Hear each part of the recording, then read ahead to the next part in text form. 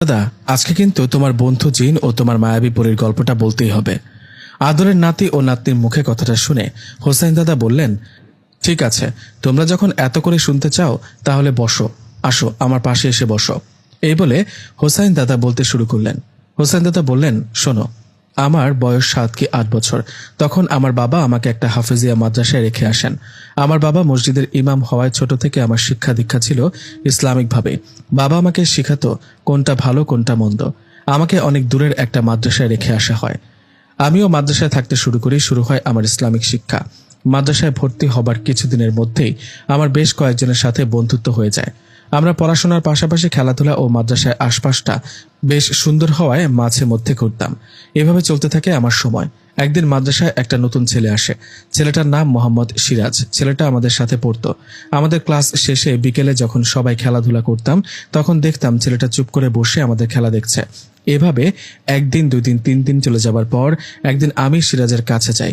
সবাই তখন খেলা করছিল। আমি সিরাজের কাছে গিয়ে বলি, আসসালামু আলাইকুম, তোমার নাম কি সিরাজ? আমার কথায় সিরাজ জবাবে বললেন, ওয়ালাইকুম আসসালাম, হ্যাঁ আমার নাম মোহাম্মদ সিরাজ, তোমার নাম কি?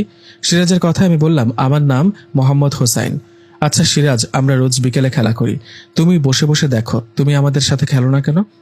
সিরাজ বলল, আসলে আমি তো মাদ্রাসায় নতুন, কাউকে সেভাবে চিনি না, এছাড়াও আমার এসব তেমন ভালো লাগে না।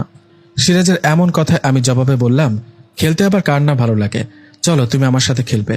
কথাটা বলে সিরাজকে নিয়ে সেদিন খেলতে গেলাম। এভাবে বেশ কদিন চলে যাবার পর সিরাজ ও আমার মধ্যে বেশ ভালো একটা সম্পর্ক হয়।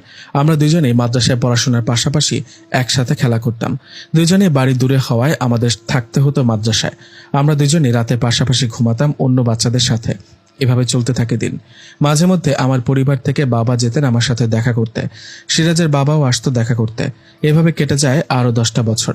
এই 10 বছরে সবকিছু নর্মালি ছিল। 10 বছর পেরিয়ে যাওয়ায় আমাদের বয়স যখন 17-18, তখন আমরা মাদ্রাসার পড়াশোনার পাশাপাশি দুজনে মিলে রোজ বিকেলে ঘুরতে যেতাম মাদ্রাসার পাশে একটা পাহাড়ে। জায়গাটা খুব সুন্দর। দুজনেই সেখানে গিয়ে সময় কাটাতাম, গল্প করতাম। একদিন সিরাজ বড় হুজুরের কাছে ছুটি নিয়ে বাড়িতে চলে যান। আমি ওকে জিজ্ঞেস করায় ও আমাকে বলেছিল বাবা অসুস্থ, 2-1 দিন থেকে চলে আসবো। 2-1 দিন পর সিরাজ ঠিকই আবার মাদ্রাসায় আসলেন। ও মাদ্রাসার ফেরার 2-3 দিন পর এক বিকেলে দুজনে সেই পাহাড়ে ঘোরাঘুরি করার সময় হঠাৎ খুব সুন্দর একটা মেয়ে সেখানে চলে আসে। মেয়েটা আমাদের কাছে আসতেই আমি বলি, আসসালামু আলাইকুম, আপনি কি আমাদের কিছু বলবেন? হ্যাঁ বলবো তো হোসেন ভাই। মানে আপনি আমার নাম জানলেন কিভাবে? আমার কথায় পেছন থেকে সিরাজ হাসতে হাসতে বলল, আরে বোকা, ও আমার বোন, ওর নাম নূর। সিরাজের কথায় ওর বোনের দিকে তাকিয়ে বললাম, বোন? তোর বোন এখানে আসলো কিভাবে? আমাদের মাদ্রাসার পাশে যে মহিলা মাদ্রাসাটা আছে না, ও সেখানেই মাওলানা লাইনে পড়াশোনা করছে। আমি ওকে বলছি তুই আর আমি দুজনেই এখানে ঘুরতে আসি, তাই ও আসছে তোর আর আমার সাথে দেখা করতে। সিরাজের কথায় আমি নূরকে বললাম, কেমন আছো নূর? জি আলহামদুলিল্লাহ ভালো। আপনি কেমন আছেন? জি আলহামদুলিল্লাহ ভালো। এই বলে তিনজনই মিলে সেই বিকালটা আড্ডা দিলাম। এরপর থেকে রোজ রোজ আমরা সেই জায়গায় একসাথে ঘুরতাম, বসে গল্প করতাম। একবার হয় কি, এক রাতে আমাদের মাদ্রাসার এক ছাত্রকে জিনে ধরে। ছেলেটা কেমন করছিল আর ভয়ঙ্কর অদ্ভুত আওয়াজ করছিল। ছেলেটার এমন আচরণে আমাদের বড় হুজুর দোয়া কালাম পড়ে সেই ছেলেটাকে ঝাড়ফুঁক দিচ্ছেন, কিন্তু ছেলেটার কোনো উপকার হচ্ছে না। এমন অবস্থায় সেই ছেলেটার দিকে এগিয়ে যায় সিরাজ। সিরাজ ছেলেটার কাছে গিয়ে কি জানি পড়ে ফু দেওয়ার সাথে সাথে ছেলেটা সুস্থ হয়ে যায়। ছেলেটাকে সুস্থ হওয়ায় সবাই সিরাজের অনেক সুনাম করতে থাকে। এদিকে আমি সিরাজের কাছে গিয়ে বলি, কিরে তুই কি কবিরাজ নাকি? বড় হুজুর তো পারলো না, তুই কেমনে পারলি? আরে আমি দোয়া পড়ে ফোন দিয়েছি, কাজ হয়ে গেছে, এসব বাদ দে তো। সিরাজের কথায় আমিও আর কথা বাড়ালাম না। ভাবলাম এরকম তো হয়, স্বাভাবিক ব্যাপার। এই ঘটনার ঠিক 2 দিন পরে এক রাতের ঘটনা। আমি, সিরাজ ও আমাদের পাশে সিরিয়াল অনুযায়ী বাকি মাদ্রাসার ছাত্ররা ঘুমিয়েছিলেন। সিরাজ আর আমি ভালো বন্ধু হওয়ায় দুজনেই ফ্লোরে পাশাপাশি ঘুমাই।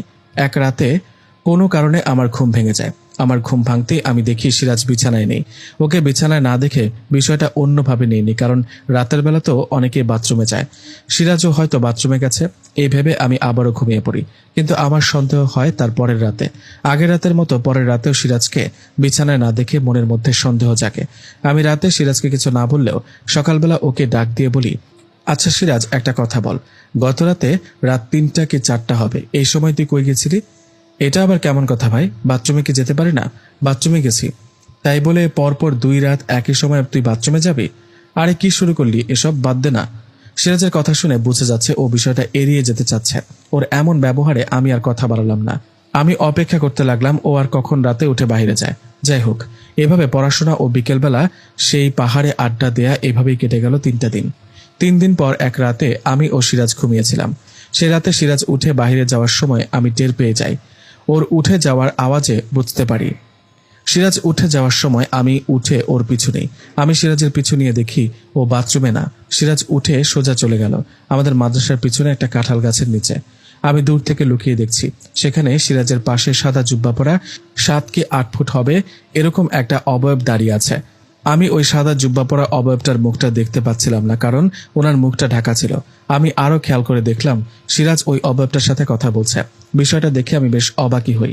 সিরাজ যেন বুঝতে না পারে সেজন্য ওর আগে গিয়ে আবারও শুয়ে পড়ি। সেই রাতটা আর ভালো মতো ঘুমাতে পারিনি। মনের মধ্যে শুধু কথা ঘুরপাক খাচ্ছিল। সিরাজ ওইটা কার সাথে দেখা করলো? অবয়বটাকে দেখে তো মনে হলো না ওটা মানুষ, মনে হলো ওটা জিন ভূত জাতীয় কিছু একটা হবে। এসব ভাবতে ভাবতে রাতটা পার হয়ে গেল।